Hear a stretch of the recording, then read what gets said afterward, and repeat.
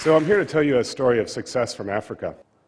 A year and a half ago, 4 of the 5 people who are full-time members of Ushahidi, which means testimony in Kiswahili, were TED Fellows. A year ago in Kenya, we had post-election violence, and in that time, we prototyped and built in about 3 days a system that would allow anybody with a mobile phone to send in information and reports on what was happening around them. We took what we knew about Africa, the default device, the mobile phone, as our common denominator, and went from there. We got reports like this. This is just a couple of them from just January 17th last year.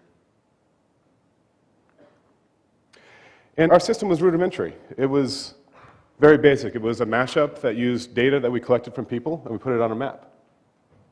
But then we decided we needed to do something more. We needed to take what we had built and create a platform out of it so that it could be used elsewhere in the world. And so there's a team of developers from all over Africa who are part of this team now, from Ghana, from Malawi, from Kenya. There's even some from the US. We're building for smartphones so that it can be used in the developed world as well as the developing world. We're realizing that this is true.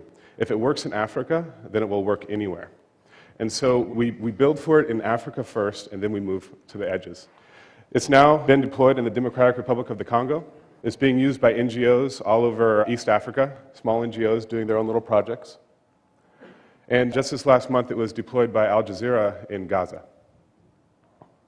But that's actually not what I'm here to talk about. I'm here to talk about the next big thing, because what we're finding out is that we have this capacity to report eyewitness accounts of what's going on in real time, and we're seeing this in events like Mumbai recently, where it's so much easier to report now than it is to consume it.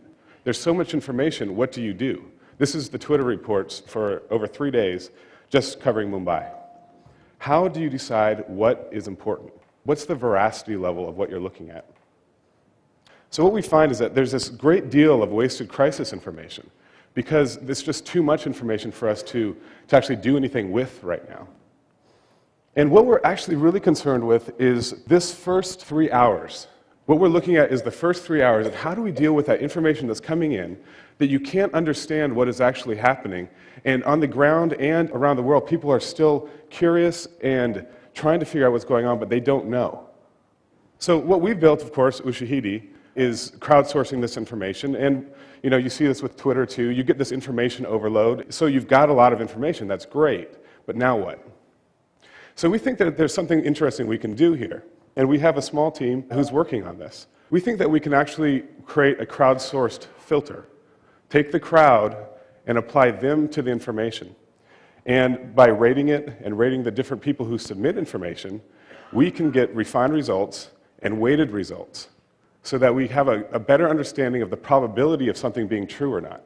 And this is the kind of innovation that is, quite frankly, it's interesting that it's coming from Africa. It's coming from places that you wouldn't expect, from young, smart developers. And it's a community around it that has decided to build this. So thank you very much, and we are very happy to be part of the TED family.